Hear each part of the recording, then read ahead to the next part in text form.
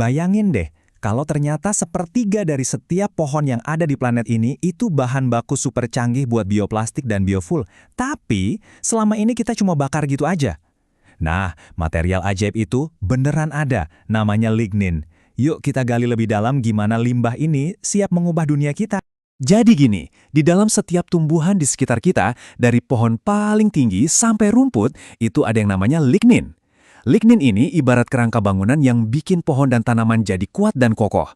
Tapi anehnya, selama ini potensi luar biasanya itu kayak terkunci rapat dan kita cuma manfaatin dengan cara paling simpel, ya dibakar aja. Oke, jadi sebenarnya apa sih lignin itu? Gampangnya gini deh.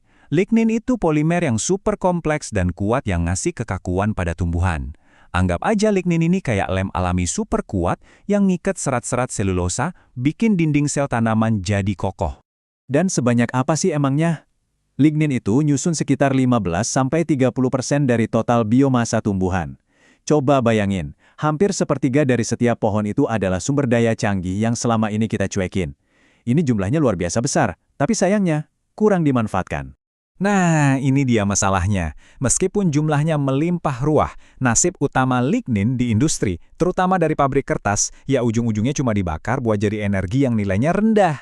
Intinya, kita udah memperlakukan harta karun molekuler ini kayak sampah.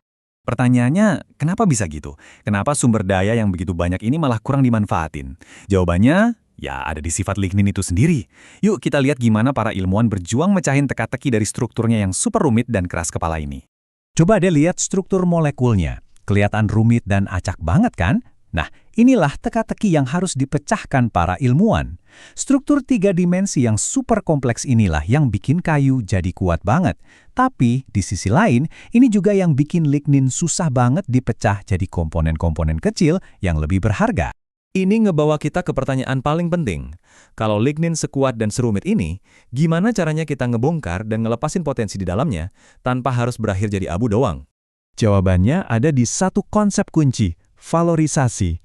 Ini bukan sekedar daur ulang biasa ya, ini adalah proses mengubah sesuatu yang tadinya dianggap limbah atau nilainya rendah jadi harta karun bernilai tinggi. Valorisasi inilah kuncinya. Dan ternyata ini bukan lagi cuma wacana loh, bidang valorisasi lignin ini lagi ngebut banget. Ada semangat yang luar biasa besar di komunitas ilmiah buat bener-bener mecahin kode lignin ini dan memanfaatkannya. Dan grafik ini nunjukin buktinya dengan jelas banget. Kita bisa lihat ada lonjakan yang gila-gilaan dalam jumlah riset soal valorisasi lignin, apalagi setelah tahun 2010.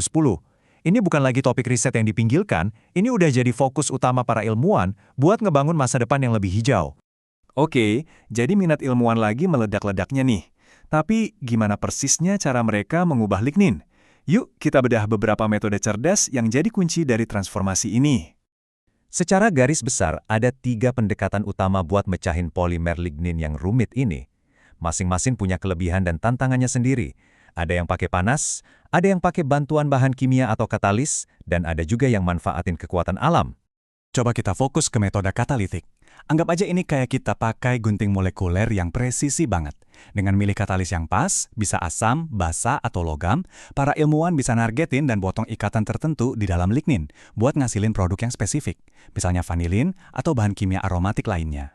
Nah, kalau pendekatan biologis ini bisa dibilang lebih elegan lagi. Ternyata alam tuh udah punya solusinya sendiri. Ada jamur dan bakteri tertentu yang selama jutaan tahun udah berevolusi buat ngasilin enzim, semacam katalis alami yang emang tugasnya ngancurin lignin. Ini pendekatan yang lebih ramah lingkungan dan prospeknya keren banget. Oke, jadi ligninnya udah berhasil dipecah. Sekarang, bagian paling serunya, kita bisa bikin apa aja dari lignin ini. Nah, disinilah kita benar-benar lihat gimana limbah bisa berubah jadi keajaiban, menciptakan berbagai macam produk yang berharga dan ramah lingkungan. Satu hal penting yang perlu kita tahu, nggak semua lignin itu sama. Tergantung gimana cara lignin itu diekstrak dari industrinya, misalnya dari pabrik kertas, hasilnya bisa beda-beda sifatnya. Tabel ini nunjukin gimana beberapa jenis utama, kayak lignin kraft atau organosolv, itu cocok buat aplikasi yang beda banget, mulai dari campuran bahan bangunan sampai serat karbon super canggih. Dan daftarnya, wah, panjang dan keren-keren semua. Kita ngomongin soal biofuel yang bisa gantiin bensin, bioplastik yang bisa terurai, serat karbon yang lebih kuat dari baja, bahkan bisa jadi bahan buat busa, lem sampai tabir surya. Kebayang nggak sih fleksibilitasnya? Luar biasa. Dan ini bukan cuma soal bagus buat lingkungan ya, tapi juga nguntungin banget secara ekonomi. Menurut sumber risetnya, bahan kimia yang dihasilkan dari lignin itu nilainya bisa lebih dari 1.000 bahkan sampai 2.000 dolar per ton.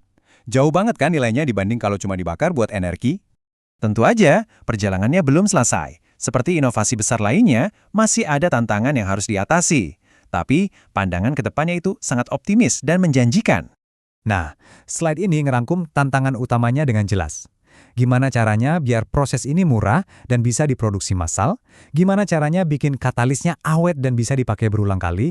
Terus, gimana misahin produk akhirnya secara efisien? Ini adalah pertanyaan-pertanyaan besar yang lagi dikejar jawabannya sekarang. Kutipan dari sumber risetnya ini benar-benar merangkum visi besarnya. Ini bukan cuma soal bikin satu produk baru, tapi tentang menciptakan sebuah sistem yang benar-benar baru, yaitu bioekonomi sirkuler, di mana kita nggak lagi buang-buang sumber daya, tapi memakainya secara efektif buat ngebangun masa depan yang beneran hijau dan berkelanjutan. Ini benar-benar bikin kita mikir ya, soal potensi luar biasa yang sebenarnya tersembunyi di alam sekitar kita.